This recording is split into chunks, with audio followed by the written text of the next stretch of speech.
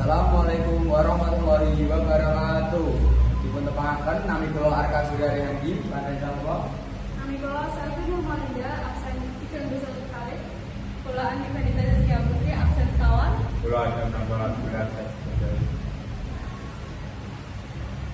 Sebelum sampun para pemirsa sedaya, mugi tansah pinarilan sehat lan rahayu. Bagaimana ing podcast sekolah kita yaitu cerita sekolah bareng Rina Meca.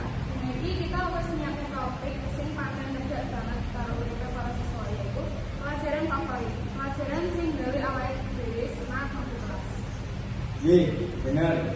Karena kadang ana pelajaran sing mung dirungokake wae wis gawe ngantuk, nanging ana uga pelajaran sing gawe awake ora sabar nunggu jadwale. Lan saben siswa mesti duweni pengalaman dhewe-dhewe. Mula dina iki ayo padha ngulik luwih jero. Nah, ora mungkin yen podcast iki mung aku lan Arka wae.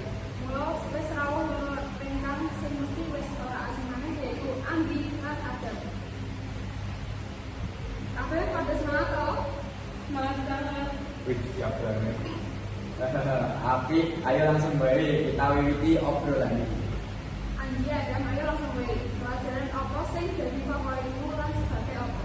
Dari aku tetap bahasa Inggris. Soalnya aku setelah tahu pelajaran ini sempat cilik sering nonton kartun Inggris, ngrungokne lagu-lagu barat, meski biyen durung mudeng artine, tapi rasane kaya yo menarik dan aku ngerti suarane, dialoge lan strukture. Nah, aku jelas olahraga. Soalnya aku kuwi ora iso lungguh sri. Yen wong liyane senengake lan ruangan tenang, aku malah seneng lapangan tenan. Berharap tugas sambil gerak, ya aku banget. Kabeh wong mesti duweni alasan sing gawe pelajaran iki spesial. Apa sing gawe pelajaran favoritmu dadi penting banget? Bahasa Inggris itu penting amarga dina saiki wis kebuka. Akeh informasi, film tutorial lan malah film sing nganggo bahasa Inggris. Dan aku ngerti aku ora perlu ngenteni subtitle utawa nerjemahke manual. Rasane kayak bisa golek ilmu. Nah, olahraga kuwi sing gawe spesial kuwi rasa guyub lan kompak. Nanging ora mung iku, olahraga kuwi gawe badan luwih seger. Nah, lagi untuk karo tugas matematika atau biologi, olahraga jadi obat. Apa gurumu sing paling berkesan lan piye cara kasih? Guruku Bugara, wonge ramah nanging tegas yen pas perlu. Sing paling menarik saka beliau yaitu cara gawe kelas dadi aktif. Ora mung ramah nanging bikin vocabulary, listening, dan nonton video bareng nganti 15 menit. Nah, olahraga ya jelas pada di wonge disiplin nanging jane gede banget karo ndek. Kaya latihan dhewe ora mung maringi contoh, tapi uga ngawasi sikap dan gerakan pikir kalau lari sing bener.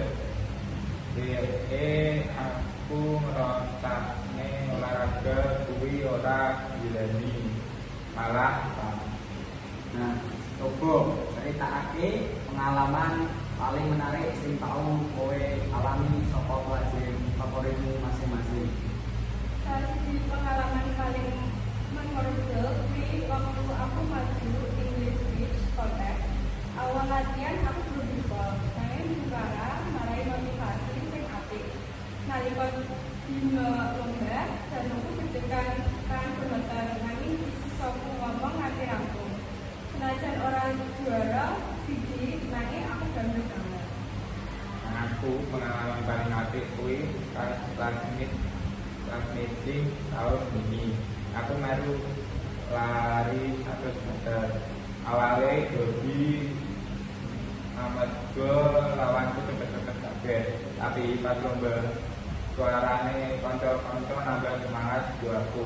Nalika aku finish lan dadi juara, buat rasane kaya menang olimpiade.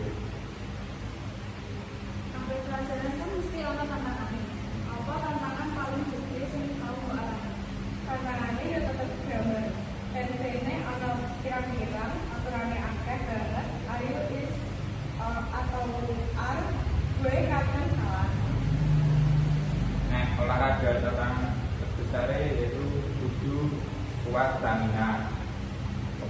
yang panas berit, kadang wis pengen nyerah tapi yang ora lajang yo ora maju. Nah, bener iki sing ditantangane olahraga. Nah, saiki kok dhewe bahas manfaat apa sing paling krasa saka pelajaran otorite sampean.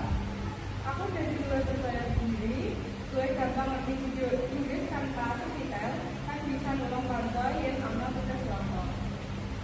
Nah, olahraga manfaat paling penting kuwi kesehatan. Badan luwih enteng, pikiran luwih fresh, dan ora gampang capek. Olahraga luwih disiplin, dan ngerti pentingnya kesehatan. Pesan apa sing pengen sampean sampaikan kanggo kanca-kanca sing durung seneng pelajaran sing mbok seneng. Kanggo sing ora seneng bahasa Inggris, aja langsung putus asa. Pilih saka sing gampang, tonton video pendek, ngrungokake lagu utawa game sing nganggo bahasa Inggris. Saben dina sithik-sithik wae. Nah, yang olahraga yang paling penting cuma yoga. Ora kudu yoga banget, yang penting yoga kaya ngaku, titik, utawa stretching itu wis cukup yang rutin. Nah, pemirsa, matur suwun sangat dari Mbak Anggi dan Mas Adam. Sehingga bareng-bareng berbagi pengalaman dan inspirasi bagi kita semua. Mugi obrolan ini bisa menehi semangat marang para pemirsa supaya wis seneng karo pelajaran apa wae sing disenengi. Matur suwun wis bisa ngobrol, aku seneng banget. Yang matur nuwun kabeh mugi bisa jadi penyemangat. Matur nuwun para pemirsa, sing wis